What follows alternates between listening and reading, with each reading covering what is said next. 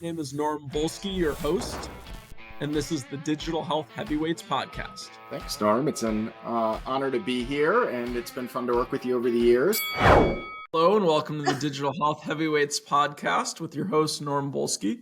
And today we are joined by Barb Flitsch, who is the founder of Amp.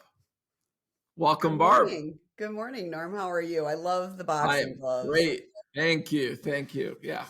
Everyone usually gets a smile and a kick out of that. 100%. So, Barb, you were introduced to me by a handful of the folks over at EHIR. You're coming to us from the Twin Cities. Tell us about your involvement with those folks. I had the great pleasure of acting as a plan manager for Xcel Energy for a couple of years in a interesting, unusual circumstance because I was an outsourced contractor for that. And in the course of doing that, I was introduced to the EHIR folks. And when we came to a roundtable, and Ruth Lowenthal, who was the head of Total Rewards at the time there, rolled through all the things that we'd gotten done, Sally and Michael, so Sally Wellborn and Michael LeCare approached me and said, hey, like this is one of the things our members need, right? They need people to help them get stuff done. Do you want to be a part of this? And I, of course, said, yes, please. So that's how I got connected to them. That's fantastic. And talk to me a little bit more about your business, Amp, that you founded. What gave you inspiration to start Amp? And, talk to anyone watching this podcast who doesn't know, what Amp does. I've been in the business for 35 years and been on the delivery side of things, right? So making all of the sausage happen. And in 2010, I kind of left corporate America to do my own thing and was alone doing that for about 5 years, but was working with some of my former Definity Health gal pals on a project.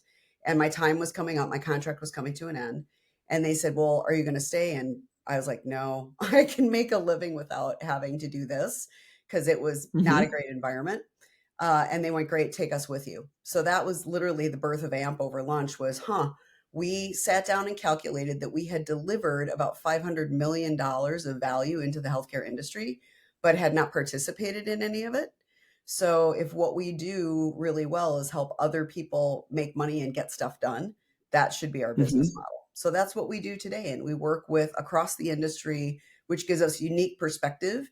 These are all seasoned, experienced execution and operations folks. So we come in, with a mop and a bucket and throw on the rubber gloves and clean up the crime scene.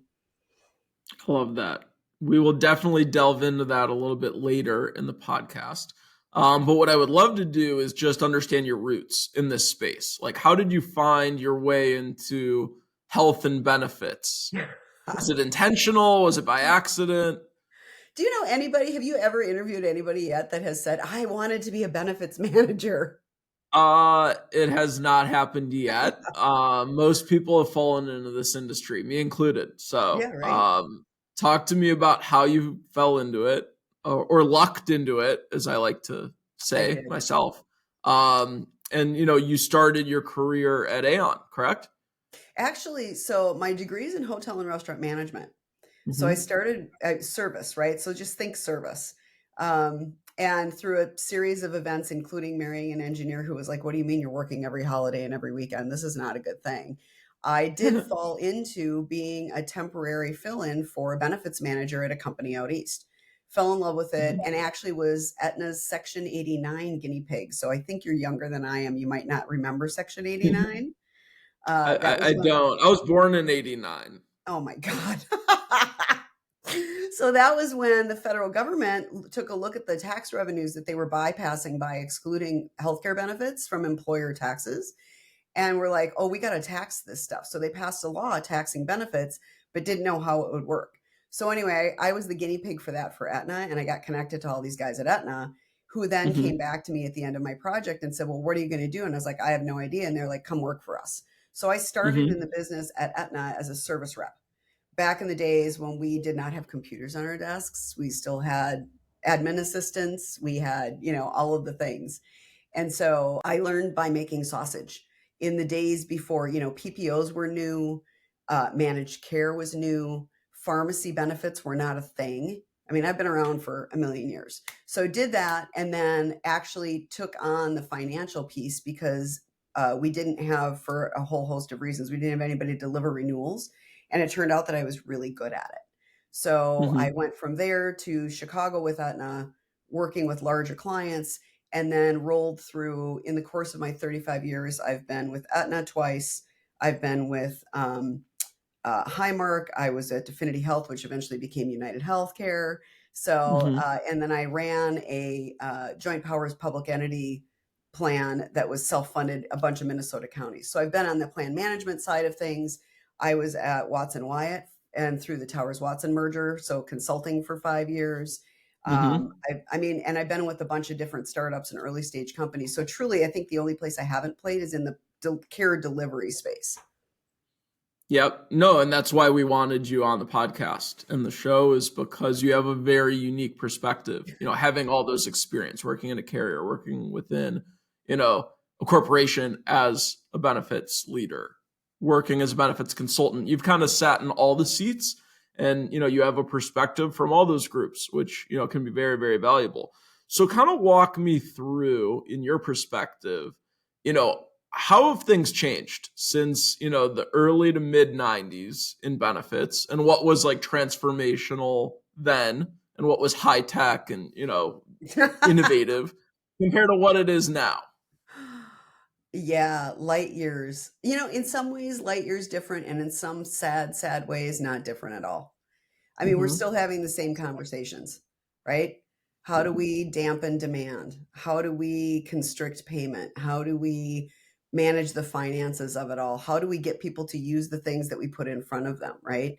The transition from the early 90s of, we used to have, actually, again, something I'm sure won't remember, but when Hillary Clinton was originally kind of behind her hubby and talking about reforming healthcare, we had a life-size cardboard cutout of her in our meeting room that we used to dress because she was going to take all of our jobs, right? So it went from being this very, first of all, benefits were never a big thing, right? It was just kind of something companies did, but it wasn't a focus. It wasn't a reason for attraction. It wasn't a reason for retention. It didn't play that big of a part in the employee value proposition back in the 90s so much. And then we went through, the HMO world and John Q and, care not being delivered and being constrained and all of those things. And so benefits took on a whole different meaning. There was this move from regional care to centralized administration, right? The whole shift from insurance to self-funding. I mean, I kind of went through all of that. And then it was the rise of specialty products. So there didn't used to be specialty products. It was like, are you in the hospital or you're not in the hospital? That was the cut, right? Yeah. Now, and data wasn't even a thought. We didn't have data to work with at all. So that was the first revolution, was really the availability of things that you could use to make decisions based on. But then we had to figure out how to use that, for good or evil, I guess, depending on your perspective. And then really it became this realization that health insurance carriers, right, we're in the business of managing finance. These are complex financial products. It is a financial industry. That is health insurance. Health care is different. And so we have this blend now of how do we deliver care in a financial construct, right? And so using technology to leverage those things and reach. And, at Definity, we were teaching people about, an office visit's not $5, right? So for better or worse, whatever that did from a cost standpoint globally, we did encourage the conversation that we have now on a regular basis about consumers in healthcare. So that's a lot. It's been a lot of change in the last 30 years. Yeah, there's been a ton of it. And so kind of we didn't have this technology, right? We didn't have this. You couldn't see a doctor and not be toe to toe and nose to nose. So learning how to do that, I think we're still learning how to do that. Yeah. So you left, Aon to go to Definity. Walk me through that process. And like, you had a really, long tenure at Definity, Yeah. and then there was an eventual, acquisition and, walk me through like that whole experience. Cause it seems like it really molded not Oh, only like where your career went, but like what you're doing now. it 100% it did. So I actually was at Alexander and Alexander before it became Aon, Mm-hmm. right? So I was part of Mm-hmm. that whole thing, and that was my spreadsheet jockey years, right? I was at home. I had a client that we shared with them when I was at Aetna. I left to go home to stay with our daughter, and I Mm-hmm. still needed to do something for income. And they approached me, were like, "Hey, will you contract with us?" So I ran spreadsheets at night on renewals and stuff for A&A. They merged, became Aon, spent another year there, and then went to that joint powers public entity plan. So my first run at managing a plan, Mm-hmm. didn't ask the question about their financial status when I took the job. Found out Mm-hmm. afterwards they were like $8 million in the hole. And I spent 38,000 miles in the next year inside the borders of Minnesota going out and reconstituting the whole thing. And then rightfully so, like they shut it down because it was being run by a workers' comp company. It was never going to be kind of Mm-hmm. sustainable. So that was when my colleagues from Etna called me, my former peeps, and said, "Hey, you want to come be a service rep here?" And honestly, I did not. I remember I cried the day I took the job because I thought, Mm-hmm. oh God, I can't. Like being a service rep is the worst job in the industry because you're just caught between client and company always, right? Trying to Mm-hmm. do the right thing, manage it for everybody, which actually turned me into a very good negotiator. Um, Mm-hmm. but Definity was I was the first service rep before we had clients. Um, the University of Minnesota was one of my very first. I traveled around the country doing, we used to have this thing where we talked about one member at a time, right? Because it was a new concept and we were Mm-hmm. developing, I worked on the first cost estimator. I worked on the first EOB that reminded people that they might have missed a savings opportunity, which we still don't do, which drives me crazy. Like this is the thing that people actually will pay attention to, is when it costs them. Mm-hmm. Um, and so in the course of my years at Definity, right, we went from 0 to 500,000 members and eventually were bought by United Healthcare. But in the course of that, I started as a service rep. I then went on to run our very short-lived middle market because back in those days, we were competing with Luminos and Chip Took and those guys. And so we were elephant hunters. It's just kind of who we were. So we Mm-hmm. went back and gravitated to that side of the business. I got real good at shutting things down is the other thing, Yeah. right? So I learned to say no in a way that was productive for the organization. And then after that, became the head of client reporting was my last role at Mm-hmm. Definity Health. And so we built, in fact, I think they still use some of those reports because it was really the first construct where you had a period of reporting on a financial basis that was pure cash. And then you had the regular kind of utilization and experience monitoring reporting, right? And we had to figure out how those Mm-hmm. things worked together and looked beyond a 12-month period. So I had a phenomenal team that I worked with on doing all of those things. Um, and yeah, and then when the sale to United happened, um, it just wasn't my jam. So it was time Yeah. to go do something else. I love that. Two things I picked up from what you just shared. Number one, I see a pattern of when you need a next job, people from your past want to work with you again. That's always a good sign in Yeah. talent. That's something I picked up over my dozen or so years in recruiting. So obviously that's a great thing. Um, Second thing, is I always find it interesting how people who've worked in a very scrappy environment, like what that does for them later in their career. So, Aetna, a huge company. Alexander and Alexander, which became Aon, big company. And then, you at Definity was like your first time working in a very scrappy environment where like you guys probably didn't have any brand name and you had to build that from scratch. And you probably did a hell of a lot more jobs than just running Yeah. service for them in the early years. So, just like in your own words, how did that experience impact the next 20 plus years? of Oh your my career? God, it's the pivotal moment in my career that I always point to, Mm-hmm. um, on a whole host of reasons, right? Like being on the inside of that and the intensity associated with that, right? And it was intensity that Mm-hmm. was self-driven. And it was really about, and this is one of the things that, you asked some questions later about, what to look for in founders and what to look for in teams and those kinds of things. This was Mm-hmm. a commitment to my peers and my colleagues, and we all shared it. And I think that's one of the things that made Definity Health extraordinary in this world, is that it didn't matter. We had a very flat organization, right? That came from the top. There we had no titles, which freaked everyone Mm-hmm. on the outside out because they didn't understand how to place us. A Mm-hmm. problem that frankly then followed me throughout my career, because if they don't have a title to put you in a box, they don't know what to do with you, right? Um, Yep. so it was the combination of learning how to give that commitment without killing yourself, because Mm-hmm. that was a very real part of it, like mental health, stress, all of that stuff was a part of what we clung to each other in support for, because it was very hard to find anybody that understood that. Our Mm-hmm. kids, I still work with a lot of these people, and our kids were raised in that environment. They slept under our Mm-hmm. desk. They came there when they got in trouble at school. What I mean? Like we knew a lot about each other's lives. Yeah. So there's a level of transparency that created bonds that have now lasted. It's been 23 years and we're still tight. That's incredible. I love that. What are you But most the proud of from accountability, your I think, is time there? yeah, I think the accountability is the theme from all of that, right? First of all, recognizing the tremendous talents that are different from your own that complement to Mm-hmm. make a whole was a big part of the success there.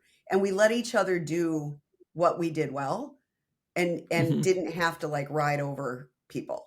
And then the other thing is that core accountability that said, they really might shut the doors if I don't show up today. So I got to go Mm-hmm. do it. I might not want to do it, but I got to go do it. Yeah. What are you most proud of? And what were like the successes you had that you still look back fondly over Oh there at God. Definity? The thing I'm most proud of is that I managed to I managed to survive, first of all. Mm-hmm. I survived, I made it. Um, Yeah. but that I forged the bonds that I have with these incredibly talented people that still kind of pay forward today. And I've had the opportunity to pay forward. So Mm-hmm. that's incredible. But also, God, we used to give, in fact, I have mine in my office somewhere. We used to give our clients these hard hats Mm-hmm. because we were building a better healthcare experience. And I still remember we would bring the whole company together and stand there when they got their hat. And there was a guy, one of our clients from a very large brand name rental company, and just Mm-hmm. tears, like to make those people be part of this was a really, really interesting experience. And then I think the other thing was everybody in that company was hands-on. So one of the Mm-hmm. things that I developed was on our onboarding, we trained everybody in the history of health benefits. Like Mm-hmm. back to World War II, why do we do this? Why do employers do it? All of that stuff from, our IT folks to the salespeople, just to make sure they were grounded in why this is different. And then we sent people out. We had people go to health fairs who were not, frontline folks, so that Mm-hmm. they had a deep appreciation for the work that they did every day and who it was impacting at the end of the run. And I'm very proud of that, because I think when we showed up, the conversations that I had when I was at Aetna, right? Like, hi, I'm your rep. Here's me. I have a network guide. This is the thing, right? Mm-hmm. To someone standing there and telling me about their wife's debilitating condition, and going back to the office and working with our chief medical officer to get on the phone with that woman's doctor, and then having that guy come back a year later and stand next to the table and be like, I just want to stand here. I didn't have to say a thing. He told the story. That was Mm-hmm. powerful. Yeah. I love that. I think when, companies start mission driven and they stay mission driven, and like every person that enters the company gets educated on like why the company was built in the first place, and why people are proud to work there. I think that is what makes many of these companies successful that have everything stacked against them. Like most startups fail, but I think a Exactly. disproportional amount of healthcare companies don't compared to other industries because of the mission-driven orientation of them. That and I do think the other thing is leadership, right? Like, and not Mm-hmm. necessarily the person, but the people around that person who can help the organization evolve from that infancy. Mm-hmm. Because it did change. When we picked up our own TPA, and now suddenly we went from 80 people to 250 people, it Mm-hmm. changed. And there were a whole Yeah. bunch of people that this was just a job. It Mm-hmm. wasn't like they hadn't sacrificed, they hadn't taken, I took 3 pay cuts when I was there. I took, like we just did what we had to do to keep going. And we Mm-hmm. said goodbye to some really good people because we had to along the way. That was gut wrenching. But you have a Mm-hmm. leadership team that can help you navigate through that next layer of growth and sustain that mission and that sense Mm-hmm. of mission in the employee population. That's magic. That's really hard. Mm-hmm. Yeah, that is great insight. Really good insight. So when you left after the acquisition, you went to what became Willis Towers Watson. Kind of walk me through those, 5 years and how that experience kind of set up the next, 15 after. Yeah. I mean, again, great run, great people. Mm-hmm. I came in as the head of sales operations for the National Data Cooperative because I'm a data geek at heart, right? My last job was Mm-hmm. reporting. That was a natural transition. But at the time, we had this kind of star system where we had these principals that were just known in the market, and we were absolutely the market dominator in terms of benefits consulting. Mm-hmm. And 6 weeks after I started, all those people left. Oh, wow. Yeah, I was like, "Oh God, what have I done?" And to be fair, some of the consultants looked at me and said point blank, "People like you don't last long in companies like ours, right? Because you're Mm-hmm. coming from a vendor and they don't work very hard and they don't really understand how hard it is to be a consultant and all of these things, Mm-hmm. which of course just made me more determined to prove them wrong." Yeah. And honestly, it took 8 weeks and I was working on Target because Target was implementing CDHP with Definity Health. Mm-hmm. I had the background, right? And so from there, I went on to, because I think I could speak credibly from experience, and you can tell I'm pretty Mm-hmm. plain speaking, which was also one of my clients said in a long process at this client, very frustrating, meeting after meeting after meeting, like every morning with 25 people that had to weigh in. And finally, I just said, stop. You just have to stop. This is not getting you anywhere. You're not going to make your goals. Like, you can't do this. You can, but you're going to Mm-hmm. ruin it. And so if you really want to step into it, you got to listen to what we're telling you to do. And she looked at me and was Mm-hmm. like, "Oh my God, you just told me the truth, didn't you?" I said, "Yeah, there's nothing to be gained here if we don't, right? Mm-hmm. We're not going to have a good relationship." So that was the beginning of my time there. And as time went on, I moved more into out of the National Data Cooperative and more into a senior consultant role and got Mm-hmm. to work with not only very large companies, but Mm-hmm. smaller companies. And the team that I had there, again, right? Phenomenal talent, really invested in helping me grow. One of the Terry Paulus was a regional president at the time, and gave me two of the best things that I've ever had anybody do for me in my career. He sent me to the Roger Shores facilitative leader training at Mm-hmm. UNC, which is stuff that I use to this day. I have the poster back there to remind me, right, of the things. Mm-hmm. And then he actually paid for, they paid for a coach for me, but it was about life work balance, right? Because I had a Yeah. teenage daughter, it was rough, um, and they wanted me to stay. And so he invested in me, which is something that I don't see a lot of companies having the bandwidth to do now. And it's really unfortunate because that was a hallmark at Aetna, right? We had group Mm-hmm. school at Aetna, huge investment in bringing people in. And you'll still see those are the people today that are leading companies across the industry. And some of that is because we got the nuts and bolts and they trained us really, really well. Mm-hmm. Same thing at Watson Wyatt, right? Trained me really, really well to do this next thing. So it set me up to be able to do what I do today, for sure. And That's I'm incredible. grateful to those people and still connected to those people, many of them. Yeah. Between the years where you left Willis and you became like your own entrepreneur and you built businesses, and I'm excited to delve into that.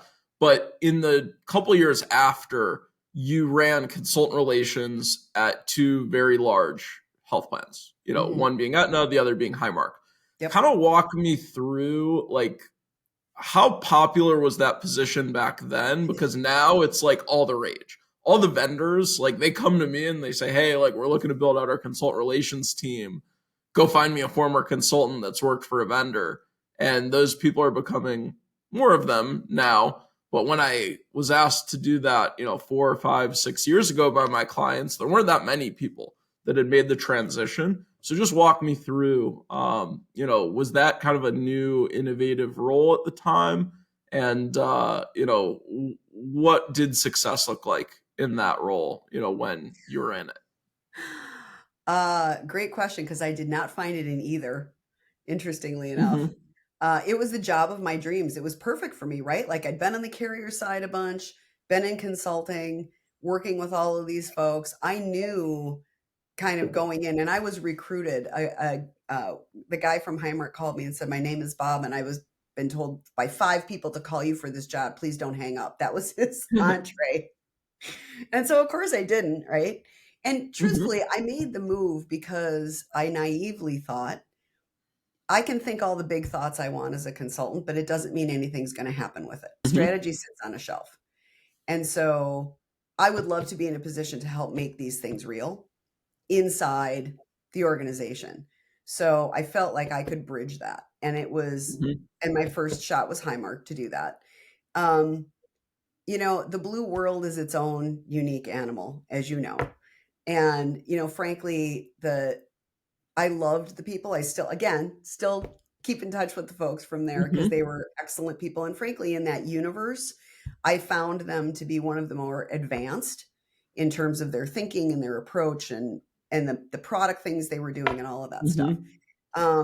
But my role, it was when they were starting their BPO business. And my role was to go out to other blues to work with them to convince their local markets that they should send national account RFPs to us because we were backing up the local blues. And, it was politically difficult, right? There was a lot of, we don't need you. We can't do this. And I came out of very fast-paced environments that it just wasn't a good fit for me. And sometimes that's the deal, is that you have to know when actually you're not helping because you're just creating churn, right? And that was my challenge there, was that I wasn't being as productive as I wanted to be. And I wasn't patient enough to hang out and wait for it to happen. Yep. And I was commuting every week to Pittsburgh too. So we were living in Minnesota, and I love Pittsburgh, but it was a hard thing. And then Aetna came calling, and I honestly always thought I would end my career with Aetna. I always wanted to. My first day in, I walked in and there were 2 of the people that had trained me back when I was a service rep who are now in these elevated positions in the company and were kind enough to come and see me. But that was kind of old Aetna. New Aetna was not that kind of place. And it was not a popular, there were people in these roles, but it was sort of a secondary thought that we had to work with the consulting firms. But this was also the beginning of, the new managed care models that were coming from Mercer and at that time, Towers Watson, right? Well, who's running point on that? You can't have just individual markets doing that because it's got to be a global approach and it's a big resource commitment. So it felt like a bigger job. To be fair, I had not operated in that kind of position in an executive role. So like the whole budgeting process, like all of the politics, I was flat out told my first week that I would spend 40% of my time managing my career. And that was that was an anathema to me. I was like, excuse me? You're paying me this much money and you expect me to spend almost half my time internally. Uh-huh. That didn't make any sense to me at all. And then the things that I was doing were national in scope, right? Like we were working on, okay, so if ACAs really are going to be 30% of the market by 2018, that's how long ago it was. By the way, consultants, all of your discount models are going to break. So let's start working now on what that new evolution of that model looks like, right? So bringing together the data and the consulting background and all of the, what are you going to have to give your clients to make them happy? Mm-hmm. Our job was to do that. We were going to use the group school apparatus and start training consultants on ACAs or ACOs. That never came to fruition, but Mm-hmm. the market was really interested in it, as opposed to do a newsletter, Yeah. right? And I'm like, no one's going to read your newsletter. No one will believe anything you say in it. Right. Mm-hmm. And in the grand scheme of things about how am I going to spend that 15 minutes that I have to log for somebody, it's not going to be Mm-hmm. reading your newsletter. Let's do something more meaningful. And in the end analysis, I think they hired 7 of us for kind of newer roles at once. And then 8.5 months later, laid 5 of us off. Gotcha. So So you I was worked not at, successful actually in the role. but it led you to where you are now. So that's a good And I thing. have no regrets about that at all. Love it. So, you worked for big companies. Obviously, you helped growth stage startup, become really successful at Definity. Kind of walk me through what led you to the point to decide, hey, like, I want to be my own boss. I want to consult, and kind of starting with Broadview and now at Amp. Yeah, I mean, it happened organically, right? I got laid off, and it was the Mm-hmm. year I turned 50. So, and that really was the job of my dreams. I thought it was the perfect job for me. I was heartbroken, honestly. Mm-hmm. Which I'm sure, you're in the recruitment business, you see this stuff. Yeah. Um, And I'm and there to be a lot of people's just like, hey, like, I understand, this happened, and you're going to have your like period of just Mourning. like mourning, so to speak. But like, this could be a good thing. There's so many people I've talked to that like, this was the best thing that ever happened to them. You have to go in with a positive attitude. And like, let me even get you talking to some people that have gone through the same thing, and like how they reacted and how they, kind of pivoted towards something else. So kind of walk us through like your aha moment and, what's happened since. Yeah. Well, again, the track record and the history, the network is so powerful, right? Because of course, what did I do? I always did what I always do. I started picking up the phone and like calling people and being, hey, this happened. Like I got to Mm-hmm. figure out what I'm going to do. But corporate America is just not for me. I have been called the truth police in the past, Mm-hmm. which is not a good thing in corporate America, apparently. So, and I just didn't want to give that up. I didn't want to give my autonomy to say the things that need to be said.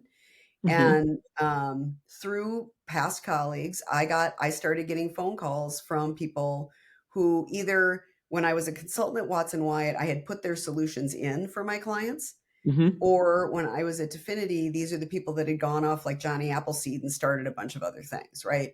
So they knew what I Mm-hmm. could do. And I started getting phone calls saying, hey, could you help us with this? Hey, could you help us with this? It started with primarily sales. People wanted me to go sell their stuff and do account Mm-hmm. management for them. And so Broadview was a very intentional name, because, Mm-hmm. that is me. And I Like have that. opinions. I wanted to create a space where my acumen wasn't questioned for any number of reasons, right? Always challenge. I'm totally fine with being challenged, but not Mm-hmm. just because I'm a girl and not just because I'm independent, right? So Mm-hmm. that started me down this path where, I led some of these organizations to their biggest deals ever, to some, and in partnership with, United Healthcare, for example. Super innovative approach when exchanges were happening to how do we get people to do the things we need them to do inside an exchange where you're at arm's length now from your Mm-hmm. employees and your members. Um, And that then propelled forward kind of the rest of the work that flowed from that and broadened the network, and the network provides, right? I'm a big Mhm. believer in the energy in the universe, and like what you put out there does come back. And Yeah. so I've been fortunate, but I've also worked my butt off making sure to keep all of that, kind of all those balls in the air. And then in 2017, I was at lunch with my gal pals and AMP was born. So I've been Mhm. on my own now for 13 years, basically. And I'm the only employee of AMP. Everybody's 1099 because Yeah. our model financially works well for our clients, because I don't have to keep people on the bench and then just Mhm. give work because someone's sitting on the bench, right? We're bringing Yep. exactly what they need, just as much as they need and not anymore. And then we get out. I love that. That's really, really good. Are you at liberty to share any success stories, like any specific ones with specific companies? Yeah, I think because some of them are no longer with us. Okay. Probably the biggest one and the most fun, and the one that still kind of brings things forward today, is United was putting together um, for I can't remember which exchange it was. I might be wrong in this, but I feel like it was Hewitt. Um, Mhm. and a former Definity gal pal, head of marketing there, called me one day and was like, "I need a loyalty program. What do you Mhm. got?" And I happened to be working with a company called Incent One at the time, um, that had this crazy, creative, flexible technology platform, which most of Mhm. the, at that time, incentives were new, right? Newer. And it was kind of a yes, no type of a thing. What could you do? But we had done some crazy stuff when I was at Watson Wyatt with ELCA, doing things like, you have to look at what motivates people. And in their population, they're not motivated Mhm. by money. So giving them $25 to do something wasn't going to work. But if you could Mhm. give them pulpit supplies, which meant they got a Sunday off, Mhm. that was meaningful. And we did it for sharing stories. And this platform could accommodate that. So I knew that it had that kind of flexibility, brought them Mhm. into the mix, but then got connected to this team of people at United that were masterful at navigating the organization. We used to meet at this restaurant in the Twin Cities, and they literally had a map drawn out of all the Mhm. people that had to be involved and what order you had to meet with them in. And like they knew that side of the thing. That is my complete deficit. Some people are face blind. That's my blindness. I don't Mhm. understand any of that. Um, and so eventually, we created a program through a series of other arrangements with Incent One that delivered, like, God, I want to say it was like $60 million of value in incentives for something like $600,000 in cost. Mhm. And people loved it because it was like, I don't want another water bottle or a yoga mat. What I really Mhm. want, if you want loyalty, give me a coffee maker that every morning when I stumble out to my kitchen and I hit that, I think, oh yeah, I got that because I did my health assessment, Yep. you know, right? Or even better yet, send me let me choose to buy uh, the Kate Spade purse that I can carry around Mhm. with me, right? Or the Jimmy Buffett margarita machine. All those things Yep. were available. So it was not me telling you, here's what it looks like to be healthy. It was me saying, hey, you did something good, so get a reward. And they Yeah. ended up selling that company then to another entity, because of that deal, right? Because that's what people buy, right? They buy revenue. Yep. And so we ended up getting the company sold, which was the goal. That's got to be really rewarding It to be a was. part of And that. again, relationships that last to this day. Yep. 100%. I love that. Any other vendor success stories that you're Yeah. able to share? Um, I'm trying to think of some other good ones. I was I know there's contemplating a seeing. lot, so it's hard to pick, just one or It is, two. and the other thing is, what can I share? So there was a company called Yeah. Subimo, which you may or may Mhm. not remember was the kind of the first creator of the first commercially available cost estimator. Mhm. And I had worked with them when I was at Watson Wyatt and Target, putting it in with their CDHP. Excuse me. Mhm. And they called me at one point and we're like, hey, first of all, we need a tester. Can you pressure test all of this stuff so that Mhm. you understand? And again, that was another one that, because of the work, some of some of because of the work that I did. It certainly wasn't me alone. There was a phenomenal Mhm. team there. Eventually ended up getting them sold to WebMD Mhm. because we stood these things up and did it really, really well, and they worked and they continued to work. And so there was value created. I mean, that's always what I try and do, right? Are we creating assets that will be accretive to the value of your company in the work that Mhm. we do? So it's just a different thought process about what it is that we're doing. I'm not just doing a project for you. I'm helping create an asset that has value. Yep. So you've worked, in a handful of big benefits consulting firms. A lot of my vendor clients and a lot of people who watch this work for vendors constantly are like, how do we play nice with benefits consultants? Like, what's the best strategy to get on their good side? What advice would you give them? Well, that has really changed over the years, right? It used Hmm. to be back in the day, if we got a check for something, we had to go run to compliance because we were never supposed to be taking money, right? We were supposed to be objective. The way the Yep. world works now, there's referral programs, um, Hmm. which is not to say that the objectivity has been lost. I want to put that out there right now because that's very much a corporate thing versus an individual consultant thing.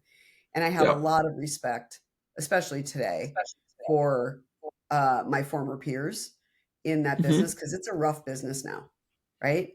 It's very hard. Um, Hmm. Playing nice means, first of all, accepting your role as educator, right? These guys are doing a million things a day. They have to do a million things. And, in the consultant ranks, when I was living that in that space, there were kind of Hmm. two um, approaches. One was all vendors are evil, and my job is to beat the crap out of you until you just give me a Hmm. better price. And then the other model is, I don't really understand what you're doing. Help me understand. Right. And then I can do a Hmm. better job of seeing if it's a good fit. Because as a consultant, I win if I help my clients find things that are good fits and that work Yep. really well. So the first thing is just accept that role as educator and do what you can. Hmm. And it's really hard to do it effectively because lunch and learns, everyone is like, yeah, no. I mean, they're sending, Yeah. which the juniors, that's the other thing too. Everyone wants to discount that, but the Hmm. reality is that some of those people are going to stick around for a long time. Invest in the juniors, Hmm. you know? Don't dismiss them. Just because they can't drive a decision doesn't mean they don't have a voice in the process. And eventually they will become senior consultants or they will become buyers or they will become something that you can connect to later, right? So it's an investment there. The other thing then is just, be prepared, right? Up your game. You Hmm. cannot walk into these places and have half answers for things. And if you don't have an answer, be upfront about it. Yeah. So you need to be straight up, right, about your business Hmm. model. And then don't apologize for that either, right? Like sadly, none of us are in this business out of pure altruism, Yeah. right? These are all for-profit companies. I mean, Hmm. we could spend an hour talking about distress over chasing the dollars versus the mission. Hmm. I always say there's people who are about the work and there's people who are about their jobs. Hmm. So you need to find the people who are about the work, right? And Yeah. playing nice means sharing information, not to a point that you're divulging secrets that you shouldn't, Hmm. but get in close and help them win. Because if you help them win, they will help you. Yeah. I think transparency is huge. Um, Same question, but let's phrase it as more the carrier side as opposed to the consulting group side. How do vendors play nice with the carriers, the health plans of the world? This is hard. This is a hard one. Yeah. Again, I That's why think I'm going to the expert. um, I have found Hmm. that you always have to remember first you're dealing with human beings. Hmm. So how do I help you win? Right? Particularly, I mean, I have great empathy for people that exist in these rigorously structured, often chaotically confusing environments, right? So Hmm. empathy or at least sympathy, if you don't have empathy because you've never been in it, Hmm. it's rough to be in a carrier. You change your boss every 6 months. You're like, what's the direction today? Everything is about quarterly earnings. So sometimes the decisions that are made are like, what, why are we doing that? So empathy is a big piece of that, and understanding, how do I help you in the role that you're in win? Understand that for every one of these opportunities, there's 35 people that can say no, and there's probably 3 that can say yes and have to Yeah. say yes, right? Mhm. So you got to know who you're talking to and understand what their motivation is to get to the next thing. And that's the other thing. You are not going to sell anything on your first run. It's going to be 1,000 meetings, and you just got to know that going in. And your goal is always to get to the next step. So if you're realistic about that, I think it's a lot easier for people to work with you. Mhm. And sometimes it doesn't, the other thing you have to look out for is, it is your company. You do have to do what's best for your company. And so when Mhm. you start hearing things like, oh yeah, we're going to make it available to people on a website. Well, right? The Mhm. land, I always say the landscape is littered with the carcasses of salespeople that brought hunting licenses to the deal desk. Mhm. You know, it's Yeah. it's it's got to translate into real revenue for something, or it's not going to be worth it. And there is a balance to be had between being in the room, right? Having your logo in the room Mhm. and not getting anything from it, because the resource demand to make that happen on a small company is geometrically larger than it is on the carrier or the administrator to pop your logo on their website, Mhm. right? The magic is in creating enough value proposition that they want to do the work on their end to pull you through. And that Yeah. is tough, because It's you got great to stand advice. out. It's great advice. I love your direct communication and just no sugarcoating. Like that's very valuable. And like I think that's also why my clients like working with me, because I don't waste time. I just tell them how it is. And Yeah. it's not always the easy conversation to have, but we save a lot of time and energy. And folks who save you time, I would argue, are extremely valuable. Because time's our greatest asset. And the That's people that right. realize that, I think, are the ones that do really, really great work. Because anyone who realizes that, hey, if you can save time, that's more time they can spend with their family or friends or other things they're hoping to accomplish. That becomes a trusted resource.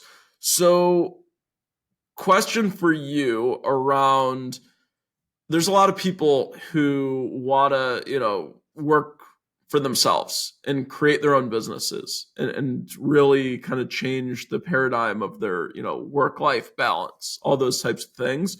What advice would you give, both good and bad, about starting your own business and your own consulting firm? Lessons learned, right? Yeah. uh, and I learned this actually at Watson Wyatt. So the first thing you have to understand is, having your own company is not like, oh, I just get to do the things I like, right? Hmm. You spend about 40% of your time. If you're going to be successful, you spend probably at the beginning, 60% of your time building the pipeline, Hmm. right? You're going to spend about 30 to 40% of your time delivering on the pipeline. Hmm. And then you're going to spend the other 30% managing the business, which is the part that is always like, stab me with Yeah. a dull spoon. Um, it is hard if you have not supported a network, like building your own network. It's really Hmm. hard to get going. And then the other thing is, we are not taught, and I'm going to say this for my business, women in particular are not often trained to sell themselves. We're taught to be modest and, Hmm. collaborative and give others credit and all of that stuff. That I would doesn't work. 100% agree. Like that Yeah. is a major issue with corporate America, is women and men are not treated the same, and it's not fair. And I talk to women I care about, my wife, my sister, my mom was a great example because she became dean of nursing at a handful of colleges. Like she had to buck stereotypes the whole Mhm. way to the top. Yeah. It's and it is, so this one reason that my business works, right? Because the other thing is, people are uncomfortable with selling themselves. And Hmm. so I take that on, And Mm-hmm. then they do get to show up and do, which is why this model works, right? Like I take some of the sales pressure off of them. Everyone has their own stuff besides, but Mm-hmm. that's the first thing is just understand the reality of how you're going to spend your time. Get a good attorney, get a good accountant, right? Because that is not part of your business. There is a reason that those are jobs, Mm-hmm. and you should let the people that do them well do them and concentrate on what you do well instead, right? Mm-hmm. Which is this other thing is that if you get to this point in your career and you think you have actually a skill set that's worth selling, like, and I'm old, so I'll just, I have witnessed like, and lived through the where am I not strong and I need to shore all that up. And Mm-hmm. now I'm just headlong, like lean into where you're good and figure out who else can do the rest of it, Yeah, because that's how you're going to make money. And then it's true. the network, you have to stay committed to the network. You have to stay committed to spending the time to keep that thing floating, because otherwise you're never going to get anywhere, because it's all of our work. You will not, this. I don't have a website. I'll never have a website Mm-hmm. because we're committed to cultivating a select group of clients that share our approach. And, that is really about what I tell the ampers that come is that I want an environment where you don't have to apologize to anybody for going to your kid's soccer game. We put hair appointments on our calendars and label them as such because those are sacred. Like you can't get back Yep. in if you miss it. And, like it or not, we're kind of judged by how we look. So accept the reality and then do your best to manage it. Right. The other thing is show up. Right. This is a profession. This is a job. This is not I had a very senior guy from my past life that is now an investor come to a Zoom call, and truly he looked like he rolled out of bed. He had on like the white tank top t-shirt situation going on. Yeah. I was like, wow, that's not happening. Yeah. Um, and then the other thing is just, you gotta save for the rainy day and understand that this is a volatile economic model. Mm-hmm. So things come and go, and you've got to make sure that you have the nut to ride it out. And then, there's a whole lot of different things that you can do to stabilize that revenue where you need to. And I think being planful about that and not giving too much away, because we all are like so excited to get the work. And then you Yeah. find yourself in these retainer agreements and it's like, oh my God, they're just sucking me dry and they're paying me like nothing, Mm-hmm. and then you got a perception issue. So you have to go course correct that. And then I think the other thing is don't be afraid to say no. If it Yeah. feels wrong, say no, because you're going to Yeah. regret it if you say yes. Yeah. Like I'm a big believer in if we get asked to do a search that isn't in our sweet spot, I don't take it because it just would damage our reputation. Like Exactly. reputation is everything in consulting businesses. So if you take a project that you don't think you can do an amazing job on, you shouldn't take it. Um, Correct. so I think, we're very similar in that way. I think we're very similar and we take a lot of pride in that we kind of handpick our clients and we only take the clients we think we can truly help and make a big impact on. So for all the vendor people that are watching this, CEOs of companies, people that would potentially be good clients for you, what does your ideal client look like? And if someone asked, like, what is Barb and her team at Amp, like, what are they best at? What should groups come to you for? Well, it depends on the segment that they're in, first of all, right? Mm-hmm. But for that vendor segment, there's a couple of things. One is, um, you know, again, a little tough love, right? Like we can Mm-hmm. come in and we can tell you the truth. We can very quickly identify where it, depending on what stage you're at, are you in like early growth? Are you in scale? That's our Mm-hmm. favorite client, is the ones that are trying to scale, because we can really understand and help them see very quickly. Like here's Yeah. 3 or 4 things that you can do to accelerate. It's why we're AMP, right? We amplify our client success. Yeah. So how do you accelerate revenue? How do you get there faster and better? And sometimes that Mm-hmm. means you have to stop doing some of the stuff you're doing and let your people do what they know how to do. So that's Yeah. one of those things, because the other thing is that we have a strong mom vibe, right? It's mostly women. And, Mm-hmm. we kind of can come in and help people build their skills as well, which is one of the things I'm most proud of. We like to think that we leave our clients and the people in them better than we found them. Yeah. So that's a big thing. And then I think for us, it is about that. How can we very quickly, so I tell like my employer clients and my health plan clients, everybody has a list of to-dos, right? Mm-hmm. Go to the bottom of the list. What's the stuff that is low risk to you, but really important that it gets done, but nobody on your team can find the time to prioritize it because you're all stomping out fires that are Mm-hmm. burning closer to your feet, but you really need to get that stuff done. We love that. We love Yeah. that stuff. We can do it really quickly. We can become an extension of your team. And it is fascinating to see how quickly things get better when you take care of some of that stuff. So that is our stock and trade, is that we come in, we act as though we're you. We get up on the EQ of the organization very quickly. And Mm-hmm. then we can also help guide you in, here's where you really need to go next if you want to be successful. I love that. The main nugget I picked up from like this whole conversation is your career is developed in a direction that you're really happy with. Like you seem very happy doing what you're I doing. am. And your entire career led you to this point because you showed up, you worked hard, you worked some jobs maybe you didn't love at the beginning, and every time you went somewhere, you left that company with really good relationships, and people always thought, you know what? If I'm ever in a bind and I need this, like Barb's the person to get it done. And like consistently, people kind of brought you with them in some of your next career journeys because you left a really good impression on them in previous jobs. I think that is when people ask me like career advice, the most important thing is just like whatever company you're at, make sure the people that worked there think really highly of you, really respect you, your work ethic, your integrity, your abilities.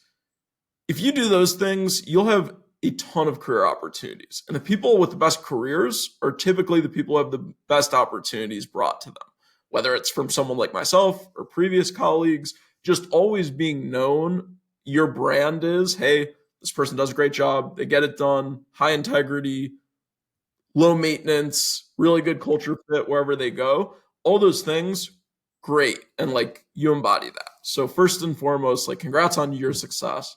I think that's a Thank big you. reason for it is just you get the job done, and that tends to be people who are really good in consulting. So I will leave it there from your career journey. I do always want to ask everyone who comes on the show, like, how do you practice what you preach? We're all in healthcare. How do we personally participate in it? So I guess my question is, how do you practice what we preach, and how do you, de-stress, exercise, eat right? Like what are the things you do that kind of allow you to perform well at work by taking care of yourself? I have struggled with obesity my whole life. So Mm-hmm. I have been coached and coached and coached and coached and coached on this. Um, and with the help of medication, because we have treatment now, which is awesome. Mm-hmm. I am I've always been very kind of mindful about food, but now it's not an obsessive thing, which is great. Mm-hmm. So I was listening to, I think it was Jason Perot talked about like always having the whole food, the banana, the apple, the Mm-hmm. whatever. That Love might have that. been Nathan Counts, Oh, actually. you're right. You're right. That was Nathan. Yeah. So that's a thing, is always having something that's Mm-hmm. okay, right? Like that's on the okay list. Um, and nothing's really off the okay list anymore, but I'm a walker, Mm-hmm. and a lot of what I do now, so video is great, but sometimes I just got to go for a walk and talk, Yeah. right? So I do a lot of that now too.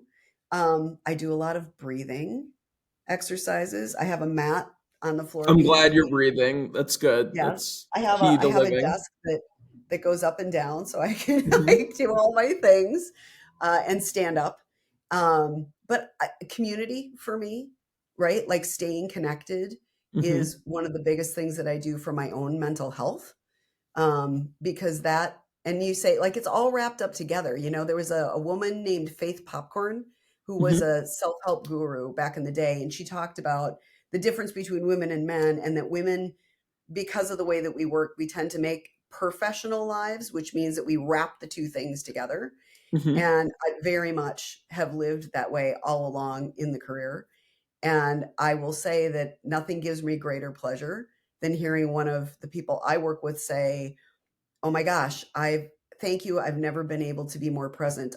This has been a really healing thing for me after my time in corporate America. Mhm. And so I have a folder of like emails that people have sent me saying either A, you were right. I love those. And then thank you because you showed me that there's a different way to be. And sometimes when I'm having a bad day, I'll pull that stuff out and look at it and remember that there are bad days. There are always bad days, but Yep. I've had so many more good days than bad days, right? I So love that. gratitude is another big part of it. Yep. I recently saw a speaker that said the one thing every happy person has in common is gratitude. That's the only thing. Like everything else, people have different value systems, but gratitude, like being appreciative of what you have, is a prerequisite for happiness. So that, I believe that. I took that, and I've really tried to practice it. Last piece, any healthy recipes you eat? Because you mentioned like the easiest way to, perform well is to feel good, and how to feel good is, to feel like you're being nourished. And the food you're eating is helping you, not hurting you from like an energy level standpoint. So what are any healthy recipes that are your go-tos when you're like, hey, I need to have a productive week. I'm going to make this because I know it's going to taste good and I'm going to want to eat it, but it's also going to make me feel good. So roasted chicken is a Okay. big one, right? Do you Like I make will it or you grill. pick up the Oh rotisserie yeah. chicken that? No, Okay. that has too much salt and other things. No, and actually I will grill a bunch of different stuff to just Mhm. have, which is phenomenal because I'm a big protein person, so it's just easy to grab that way. But I Mhm. also have this amazing recipe that I found on a blog somewhere, and it's a cannellini bean with blistered cherry tomatoes, garlic, lemon. Like it's a warm bean salad, which sounds disgusting, No, but it's this sounds so very good. good. So now that it's football season again, I can be making my cannellini bean salad, and I love it. Can you share that with me? I Yeah, am I'll send very it to you. interested in making it. I'm a big fan of like tomato and like white bean mixes. I talked to Yes. someone else on this podcast about like a butter bean and red sauce Oh, interesting. concoction with a lot of olive oil. Phenomenal, really good. So Yep, really and a little bit appreciate, of a little olive oil, a little balsamic over the top just does wonders. yeah, And I pulled like healthy 60 pounds of fats. tomatoes out of my garden this year, so I got lots of use for them. Wow, I love that. Well, Barb, thank you so much for joining us. Always great to have another services provider in the space, on our podcast, and really appreciate your perspective. I think it was a great episode, and again, thank you for stepping into the ring with me Love today, it. and thank you for joining us on the Digital Health Heavyweights podcast. Thank you for joining. Please like, comment, and subscribe below if you enjoyed it.